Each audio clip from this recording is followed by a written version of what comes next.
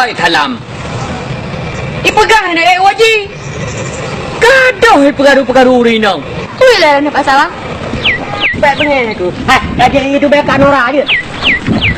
Hai kalam. Kau pelaku dah ke? Abang, kalau kau hendak dulu yang abang.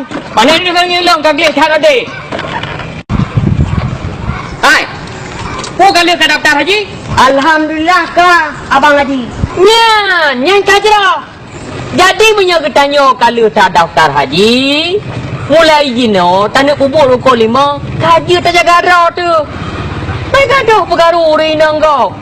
Dan kaji mulai fokus drawa, amar ma'ruf nahi mungkar. Karena awak tak wajin tu hablum minallah dan hablum minan nas. Nampak? Good abang. Kata ke apa rumah? Belum lama kahwin tu Haji. Maksudnya dalam ke phone pi. Belum. Jepre leong abang. Hai kalam. Sadar ke? Punya cuca ke? Mana layangan dah ke? Kalau dah ke bapak kaca. Kau rakaan. Tapi kali pegawai ni, getem. Nek ji getem. Menyaji pada cok. Cuma kata berapa nek ji? Oh ha. Teman jina kana calon lintu atau tunangan. Belum tu Haji. Nah tak buat. Nah tu Haji. Ya, mina tak buat berarti gata harus hukum. Kebancara syarat-syarat tunangan. Ijih nak selangkai. Gak uilai. Contoh Haji tu Haji. Ayah harap baru harus dijelaskan kepada calon lintu atau selangkai akan kekurangan yang kenyan. Itu contoh. Rabarunya hanya onglunyung. Payah kepegah hanya som-som. Hanya rabarunya pungo. Payah kepegah. Alanya tupa. Alanya mubaya badan. Murtad. Dah jalan. Kadang-kadang kita nak gelantung. Nganya kau murtad. Dan tipu tuk nyo hanya kepegah.